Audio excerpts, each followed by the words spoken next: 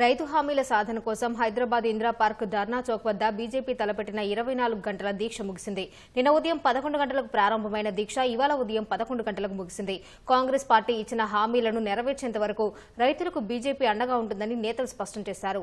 అబద్దాల హోరులో BRS party మట్టిలో కలిసిందని, ఇప్పుడు అదే బాటలో నడుస్తున్న కాంగ్రెస్ కు భంగపాటు తప్పదని ఎంపీ ఈటెల రాజేందర్ అన్నారు.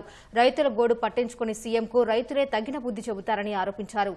గడిచిన 9 నెలలుగా రాష్ట్రంలో అరాచక పాలన సాగుతుందని బీజేపీ శాసనసభ పక్షనేత ఏలేటి మహేశ్వర్ రెడ్డి అన్నారు. ముఖ్యమంత్రి వసూళ్ల కోసమే పనిచేస్తున్నారు తప్ప ప్రజల సంక్షేమం కోసం తప్పించడం లేదని మండిపడ్డారు. అబద్దాల హోరులో ఎట్లయితే బీఆర్ఎస్ పార్టీ మట్టి కలిసిందో ఇవాళ మళ్లీ అబద్దాల పునాదుల మీద వ్యవస్థ నడుస్తున్నటువంటి రేవంత్ రెడ్డి కూడా ప్రజాక్షేత్రంలో భంగపాటు తప్పదని చెప్పి ఈ సందర్భంగా హెచ్చరిస్తా ఉన్నాం. ఇవాళ వ్యవసాయంలో రైతులంతా కూడా ఇంకా ఏమని ఎదురు చూస్తున్నారు? ఇక ఇస్తారో అగ ఇస్తారో రేపొస్తుందో మాపొస్తో అని చెప్పి ఎదురు చూస్తున్నారు. నేను రేవంత్ రెడ్డి ప్రభుత్వాన్ని డిమాండ్ చేస్తున్నా, బేషరతుగా బ్యాంకులలో వాళ్ళకు 3 లక్షలున్నాయా 4 లక్షలున్నాయా నీకు అక్కర్లేని సబ్జెక్టు, నీవిచ్చే 2 లక్షల రూపాయలు వాళ్ళ అకౌంట్లలో ఎవరి అకౌంట్ లో వాళ్ళకి ఇవ్వాలి తప్ప ఇవాళ తల్లికి కొడుక్కి సేమ్ కార్డు ఉంటే ఇద్దరిని కలపొద్దని చెప్పి నేను డిమాండ్ చేస్తున్నా. గత 9 నెలల్లో ఈ రాష్ట్రంలో అరాచక ప్రభుత్వం నడుస్తా ఉన్నది. ఇచ్చిన హామీలు నెరవేరుస్తలేదని, ఇచ్చిన హామీలు పూర్తిగా తుంగలు దొక్కిందని ఎప్పటికప్పుడు పోరాటం చేస్తున్న సంగతి మీకు తెలుసు.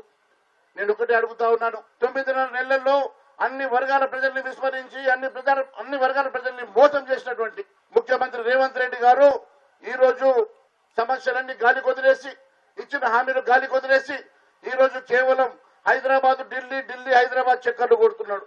నేను ఒకటి అడుగుతా ఉన్నా, మూసీ ప్రక్షాళన కోసం 50,000 కోట్లను 1,50,000 కోట్లకు పెంచుకొని గుత్తేదారుల జేబులు నింపడం కోసం ఒక కొత్త ప్రాజెక్టు నింపుతున్నారు తప్ప ఇక్కడ ప్రజా క్షేత్రంలో ప్రజల కోసం, అట్టడుగు బడుగు బలైన వర్గాల కోసం ఏ ఒక్క రోజు ఆలోచన చేయడం లేదు.